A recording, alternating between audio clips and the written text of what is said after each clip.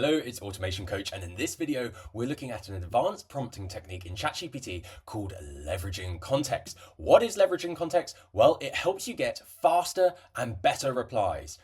And with this approach that I'm going to show you, straight away you'll save about 6 hours per month, which might not sound very much, but at $30 per hour per year, that's going to be worth $2,160. So this tutorial, that's how much it's worth. And the more you use it, the faster and better your replies will become, the higher the amount of time that you save, the increase that worth will become. So keep watching. How does it work? Well, I'm going to show you. It's going to sound simple, and I'll show you an example, real business case example.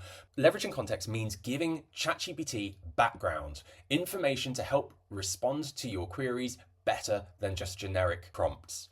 There are 3 ways you can do that. The first way is to customize ChatGPT, and in a previous tutorial we looked at the basics of that, customizing your ChatGPT profile.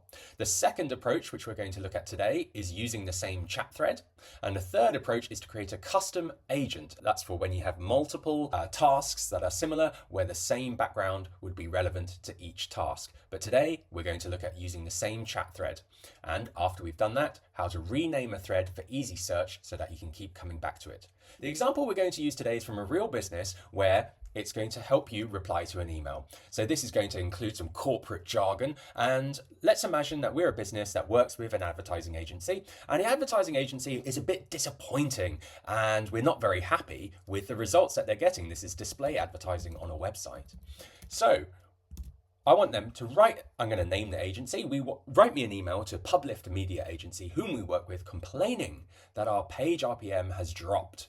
We want to understand why. Tone of voice, professional. Going back to a previous tutorial video, let's break it down. Here's the task or the focus. Here's some contexts. Here's the message. And here is the sort of tone of voice at the end. Let's press send and we'll get a reply straight away. So because we've given some context, okay, it's done quite a good message, and you can see it's included the specifics. What we want to do though, let's imagine I've copied this email, I've sent it off. Next time you come back, make sure that you use this same thread. Don't start a new thread, because what you're going to do is you're going to leverage the context of this thread to help better respond to the next query. So I could say, well, here's the reply that the person gave. So I didn't type this all out, I've just copied and pasted it. And it's a long email. Ugh. So I've just copied and pasted it and said, summarize. Surprise! So now it's summarizing it, and that makes it much easier to read. Okay, great. Thank you very much, ChatGPT.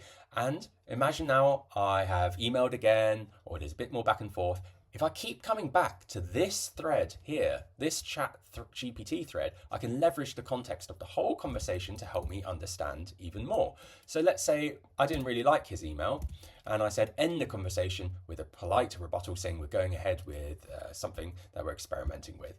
And it's using all the contexts above to come up with these emails that you can just copy and paste. And that's what I mean by leveraging context. So if the conversation continued, I would carry on using this chat thread. Next, we need to look at how would you rename the thread for easy search. So going to ChatGPT, you'll see every time you create a thread, it comes here on the left-hand side. If you click these 3 dots, you can then rename them. For example, let's just say Publift display ad conversation. Press enter, and that's saved there. If I then wanted to search for it, it can come up recently and I can just search Publift. Now the real value comes in when you have multiple threads for each of your work tasks. So let's imagine I'm in sales and I had one thread for all about writing sales emails. And there it is.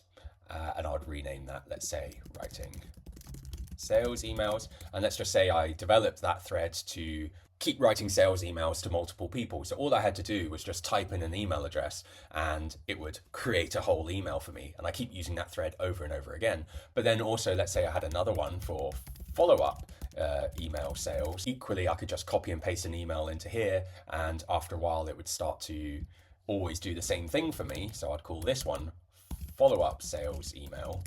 And you can see, so every day I would log in, okay, I'll do my sales emails, email address, email address, email address. Now I'm going to do my follow-up emails, email address, email address, email address. Or if you're in HR, you could break it up by HR tasks if you're having to do the same thing. And by keeping it within each thread, you're making the task faster and faster and faster. And in the next video, when we look at iterative prompting, which is editing your prompt to get the perfect response, you'll see how it can get better and better.